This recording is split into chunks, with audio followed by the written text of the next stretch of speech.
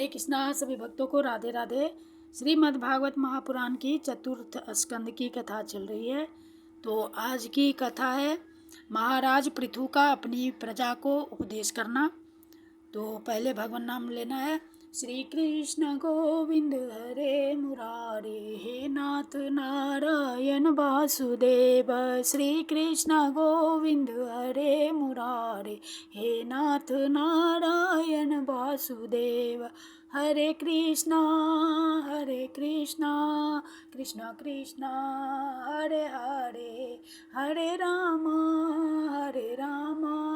राम राम हरे हरे। हरे कृष्णा कृष्ण कृष्ण हरे हरे, हरे राम राम राम हरे हरे। हरे कृष्णा कृष्ण कृष्ण हरे हरे, हरे राम राम राम हरे हरे। हे कृष्ण करुणा सिंधु दीन बंधु जगतपते, गोपेश गोपिका कांत राधा कांत नमस्तुते। बोलिए श्रीमद् भागवत भगवान की जय, सद्गुरुदेव भगवान की जय, वृंदावन बिहारी लाल की जय, गिरिराज धरन की जय, सद्गुरुदेव भगवान की जय। ओम नमः पार्वती पते हर हर महादेव की जय, भगवान वेद व्यास की जय, सुखदेव जी महाराज की जय। श्री राधा कृष्णाभ्याम नमः। बोले श्री राधे जय जय श्री राधे। श्री वृंदावन बिहारी लाल की जय। अथैकविंशो अध्याय। महाराज पृथु का अपनी प्रजा को उपदेश। श्री मैत्रेय जी कहते हैं, विदुर जी, उस समय महाराज पृथु का नगर सर्वत्र मोतियों की लड़ियों, फूलों की मालाओं, रंग बिरंगे वस्त्रों, सोने के दरवाजों और अत्यंत सुगंधित धूपों से सुशोभित था। उसकी गलियां, चौक और सड़कें चंदन और अरगजे के जल से सींच दी गई थी तथा उसे पुष्प, अक्षत, फल, यवाकुम, खील और दीपक आदि मांगलिक द्रव्यों से सजाया गया था।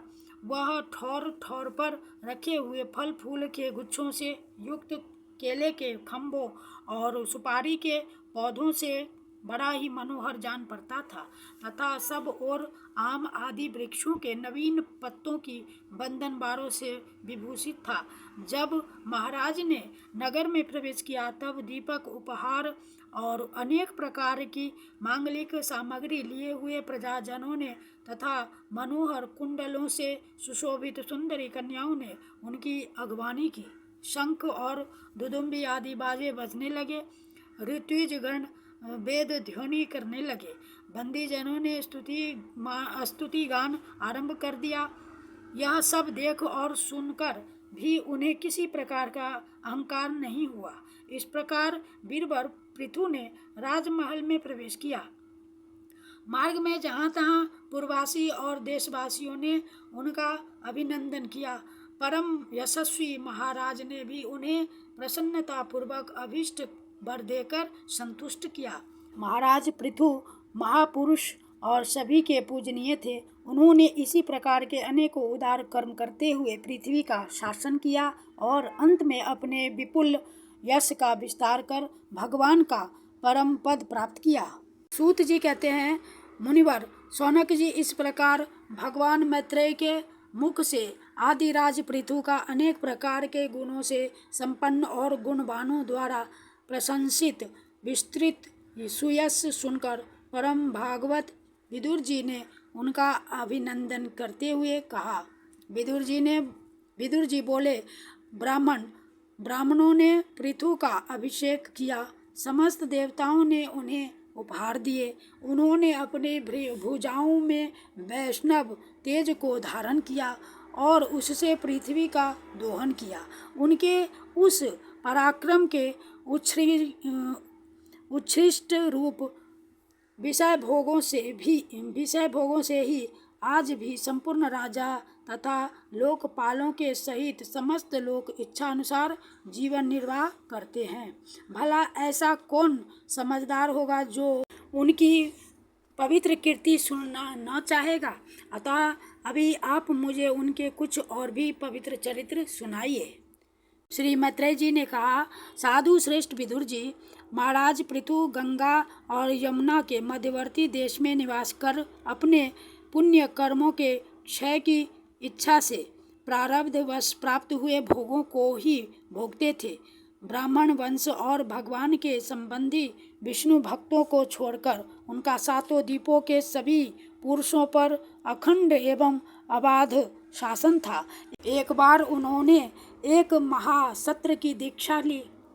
उस समय वहाँ देवताओं, ब्रह्मर्षियों और राजर्षियों का बहुत बड़ा समाज एकत्र हुआ। उस समाज में महाराज पृथु ने उन पूजनीय अतिथियों का यथायोग्य सत्कार किया और फिर उस सभा में नक्षत्र मंडल में चंद्रमा के समान खड़े हो गए। उनका शरीर ऊंचा भुजाएं और भरी और विशाल रंग, गोरा नेत्र, कमल के समान सुंदर और अरुण वर्ण नासिका, सुघर मुख, मनोहर स्वरूप, सौम्य कंधे ऊंचे और मुस्कान से युक्त दंत पंक्ति सुंदर थी। उनकी छाती चौड़ी, कमर का पिछला भाग स्थूल और उदर पीपल के पत्ते के समान सुडौल तथा बल पड़े हुए होने से और भी सुंदर जान पड़ता था। नाभि भंवर के समान गंभीर थी, शरीर तेजस्वी था, जंघाएं सुवर्ण के समान देदीप्यमान थी तथा पैरों के पंजे उभरे हुए थे। उनके बाल बारीक, घुंघराले, काले और चिकने थे। गर्दन शंख के समान उतार चढ़ाव वाली तथा रेखाओं से युक्त थी और वे उत्तम बहुमूल्य धोती पहने और वैसी ही चादर ओढ़े थे। दीक्षा के नियमानुसार उन्होंने समस्त आभूषण उतार दिए थे। इसी से उनके शरीर के अंग प्रत्यंग की शोभा अपने स्वाभाविक रूप से स्पष्ट झलक रही थी। वे शरीर पर कृष्ण मृग का चर्म और हाथों में कुशा धारण किए हुए थे। इससे उनके शरीर की कांति और भी बढ़ गई थी। वे अपने सारे नित्य कृत्य यथाविधि संपन्न कर चुके थे। राजा पृथु ने मानो सारी सभा को हर्ष से सराबोर करते हुए अपने शीतल एवं स्नेहपूर्ण नेत्रों से चारों ओर देखा और फिर अपना भाषण प्रारंभ किया। उनका भाषण अत्यंत सुंदर, विचित्र पदों से युक्त, स्पष्ट, मधुर, गंभीर एवं निशांक था। मानो उस समय वे उस सबका उपकार करने के लिए अपने अनुभव का ही अनुवाद कर रहे थे। राजा पृथु ने कहा, सज्जनों, आपका कल्याण हो। आप महानुभाव जो यहाँ पधारे हैं, मेरी प्रार्थना सुने। जिज्ञासु पुरुषों को चाहिए कि संत समाज में अपने निश्चय का निवेदन करें। इस लोक में मुझे प्रजाजनों का शासन, उनकी रक्षा, उनकी आजीविका का प्रबंध तथा उन्हें अलग अलग अपनी मर्यादा में रखने के लिए राजा बनाया गया है। अतः इनका यथावत पालन करने में मुझे उन्हीं मनोरथ पूर्ण करने वाले लोकों की प्राप्ति होनी चाहिए जो वेदवादी मुनियों के मतानुसार संपूर्ण कर्मों के साक्षी श्री हरि के प्रसन्न होने पर मिलते हैं। जो राजा प्रजा को धर्म मार्ग की शिक्षा न देकर केवल उससे कर वसूल करने में लगा रहता है, वह केवल प्रजा के पाप का ही भागी होता है और अपने ऐश्वर्य से हाथ धो बैठता है। अतः प्रिय प्रजाजन, अपने इस राजा का परलोक में हित करने के लिए आप लोग परस्पर दोष दृष्टि छोड़कर हृदय से भगवान को याद रखते हुए अपने अपने कर्तव्य का पालन करते रहिए, क्योंकि आपका स्वार्थ भी इसी में है और इस प्रकार मुझ पर भी आपका बड़ा अनुग्रह होगा। विशुद्ध चित्त देवता, पितर और महर्षिगण, आप भी मेरी इस प्रार्थना का अनुमोदन कीजिए, क्योंकि कोई भी कर्म हो, मरने के अनंतर उसके कर्ता, उपदेष्टा और समर्थक को उसका समान फल मिलता है। माननीय सज्जनों, किन्हीं श्रेष्ठ महानुभावों के मत में तो कर्मों का फल देने वाले भगवान यज्ञपति ही हैं, क्योंकि यह लोक और परलोक दोनों ही जगह कोई कोई शरीर बड़े तेजोमय देखे जाते हैं। मनु, उत्तानपाद, महीपति, ध्रुव, राजर्षि प्रियव्रत, हमारे दादा अंग तथा ब्रह्मा, शिव, प्रहलाद, बलि और इसी कोटि के अन्यान्य महानुभावों के मत में तो धर्म, अर्थ, काम, मोक्ष रूप चतुर्वर्ग तथा स्वर्ग और अपवर्ग के स्वाधीन नियामक कर्म फल दाता रूप से भगवान गदाधर की आवश्यकता है ही। इस विषय में तो केवल मृत्यु के दोहित्र वेन आदि कुछ सोचनीय और धर्म विमूढ़ लोगों का ही मतभेद है, अतः उसका कोई विशेष महत्व नहीं हो सकता। जिनके चरण कमलों की सेवा के लिए निरंतर बढ़ने वाली अभिलाषा उन्हीं के चरण नख से निकली हुई गंगा जी के समान संसार ताप से संतप्त जीवों के समस्त जन्मों के संचित मनोमल को तत्काल नष्ट कर देती है। जिनके चरण तल का आश्रय लेने वाला पुरुष सब प्रकार के मानसिक दोषों को धो डालता तथा वैराग्य और तत्व साक्षात्कार रूप बल पाकर फिर इस दुखमय संसार चक्र में नहीं पड़ता, और जिनके चरण कमल सब प्रकार की कामनाओं को पूर्ण करने वाले हैं, उन प्रभु को आप लोग अपनी अपनी आजीविका के उपयोगी वर्णाश्रमोचित अध्यापनादि कर्मों तथा ध्यान, स्तुति, पूजादि मानसिक, वाचिक एवं शारीरिक क्रियाओं के द्वारा भजें। हृदय में किसी प्रकार का कपट न रखे तथा यह निश्चय रखे कि हमें अपने अपने अधिकारानुसार इसका फल अवश्य प्राप्त होगा। भगवान स्वरूपतः विशुद्ध, विज्ञान घन और समस्त विशेषणों से रहित हैं, किंतु इस कर्म मार्ग में जौ, चावल आदि विविध द्रव्य, शुक्लादि गुण, अवघात यानी कूटना आदि क्रिया एवं मंत्रों के द्वारा और अर्थ, आशय यानी संकल्प, लिंग यानी पदार्थ शक्ति तथा ज्योतिष्टोम आदि नामों से संपन्न होने वाले अनेक विशेषण युक्त यज्ञ के रूप में प्रकाशित होते हैं। जिस प्रकार एक ही अग्नि भिन्न भिन्न काष्ठों में उन्हीं के आकार आदि के अनुरूप भासती है, उसी प्रकार वे सर्वव्यापक प्रभु परमानंद स्वरूप होते हुए भी प्रकृति, काल, वासना और अदृष्ट से उत्पन्न हुए शरीर में विषयाकार बनी हुई बुद्धि में स्थित होकर उन यज्ञ यागादि क्रियाओं के फल रूप से अनेक प्रकार के जान पड़ते हैं। ओह, इस पृथ्वी तल पर मेरे जो प्रजाजन यज्ञ भोक्ताओं के अधीश्वर सर्वगुरु श्री हरि का एक निष्ठ भाव से अपने अपने कर्मों के द्वारा निरंतर पूजन करते हैं, वे मुझ पर बड़ी कृपा करते हैं। सहनशीलता, तपस्या और ज्ञान इन विशिष्ट विभूतियों के द्वारा वैष्णव और ब्राह्मणों के वंश स्वभावतः ही उज्ज्वल होते हैं। उन पर राजकुल का तेज, धन, ऐश्वर्य आदि समृद्धियों के कारण अपना प्रभाव न डाले। ब्रह्मादि समस्त महापुरुषों में अग्रगण्य ब्राह्मण भक्त पुराण पुरुष श्री हरि ने भी निरंतर इन्हीं के चरणों की वंदना करके अविचल लक्ष्मी और संसार को पवित्र करने वाली कीर्ति प्राप्त की है। आप लोग भगवान के लोक संग्रह रूप धर्म का पालन करने वाले हैं तथा सर्वांतर्यामी स्वयं प्रकाश ब्रह्मण प्रिय श्री हरि विप्र वंश की सेवा करने से ही परम संतुष्ट होते हैं। अतः आप सभी को सब प्रकार से विनय पूर्वक ब्राह्मण कुल की सेवा करनी चाहिए। इनकी नित्य सेवा करने से शीघ्र ही चित्त शुद्ध हो जाने के कारण मनुष्य स्वयं ही यानी ज्ञान और अभ्यास आदि के बिना ही परम शांति रूप मोक्ष प्राप्त कर लेता है। अतः लोक में इन ब्राह्मणों से बढ़कर दूसरा कौन है जो हविष्य भोजी देवताओं का मुख हो सके।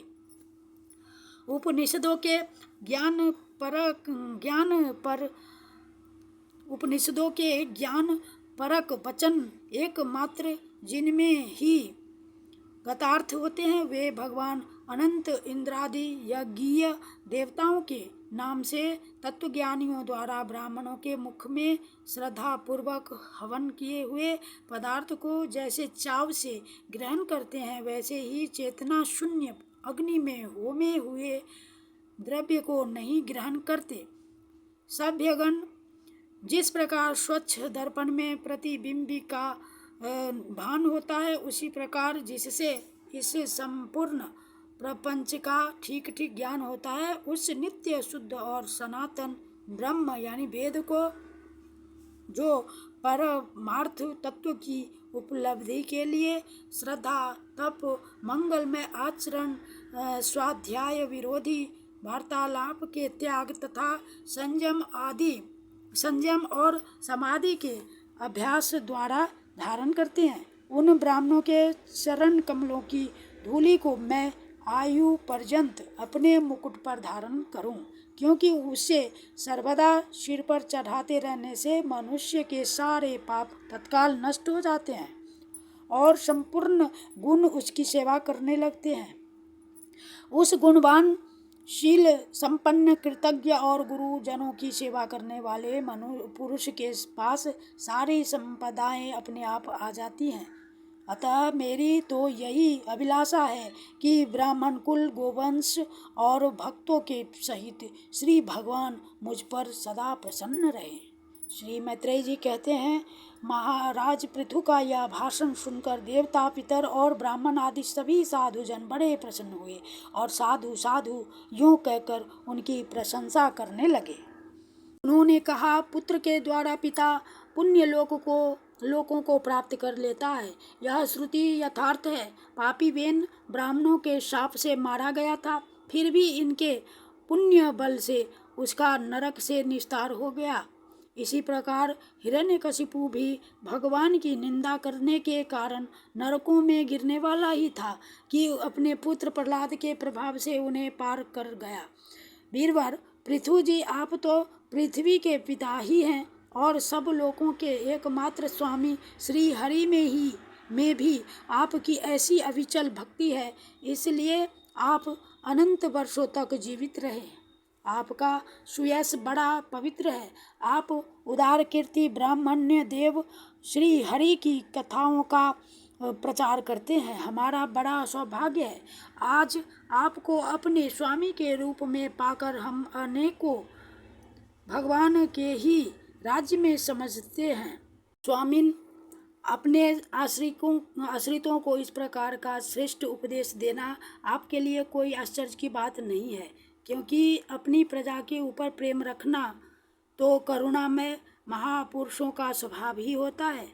हम लोग प्रारब्धवश विवेकहीन होकर संसारारण्य में भटक रहे थे, सो प्रभो आज आपने हमें इस अज्ञानांधकार के पार पहुंचा दिया। आप शुद्ध सत्वमय परम पुरुष हैं, जो ब्राह्मण जाति में प्रविष्ट होकर क्षत्रियों की और क्षत्रिय जाति में प्रविष्ट होकर ब्राह्मणों की तथा दोनों जातियों में प्रविष्ट होकर सारे जगत की रक्षा करते हैं। हमारा आपको नमस्कार है। इति श्रीमद्भगवते महापुराणे परमहंस्यां संहितायां चतुर्थस्कन्धे एकविंशो अध्यायः। श्रीकृष्णार्पणं कृष्णार्पणं कृष्णार्पणम्। श्री कृष्ण गोविंद हरे मुरारे, हे नाथ नारायण वासुदेव। श्री कृष्ण गोविंद हरे मुरारे, हे नाथ नारायण वासुदेव। हरे कृष्णा कृष्णा कृष्णा हरे हरे, हरे राम राम राम हरे हरे, हरे कृष्णा कृष्णा कृष्णा हरे हरे, हरे राम राम हरे हरे, हरे कृष्णा कृष्णा कृष्णा हरे हरे, हरे राम राम राम हरे हरे। राधे कृष्ण कृष्ण कृष्ण राधे राधे, राधे श्याम श्याम श्याम राधे राधे, राधे कृष्ण कृष्ण कृष्ण राधे राधे, राधे श्याम श्याम श्याम राधे राधे, राधे कृष्ण कृष्ण कृष्ण राधे राधे, राधे श्याम श्याम राधे राधे, राधे कृष्ण कृष्ण कृष्ण राधे राधे, राधे श्याम श्याम राधे राधे, राधे राधे राधे राधे राधे राधे। बोलिए श्री राधा कृष्णा व्याम नमः, बोलिए श्रीमद् भागवत भगवान की जय, सद्गुरुदेव भगवान की जय। ओम नमः पार्वती पते हर हर महादेव की जय, गिरिराज धरन की जय। जय जय श्री राधे श्याम, श्री वृंदावन धाम की जय। ओम कृष्णाय वासुदेवाय हरे परमात्मने प्रणतक्लेशनाशाय गोविन्दाय नमो नमः। नमः पंकजनाभाय नमः पंकजमालिने नमः पंकजनेत्राय नमस्ते पंकजांगे। हे कृष्ण करुणा सिंधु दीन बंधु जगतपते गोपेश गोपिका कांत राधा कांत नमस्तुते, राधा कांत नमस्तुते, राधा कांत नमस्तुते। जय जय श्री राधे, जय जय श्री राधे, जय जय श्री राधे श्याम।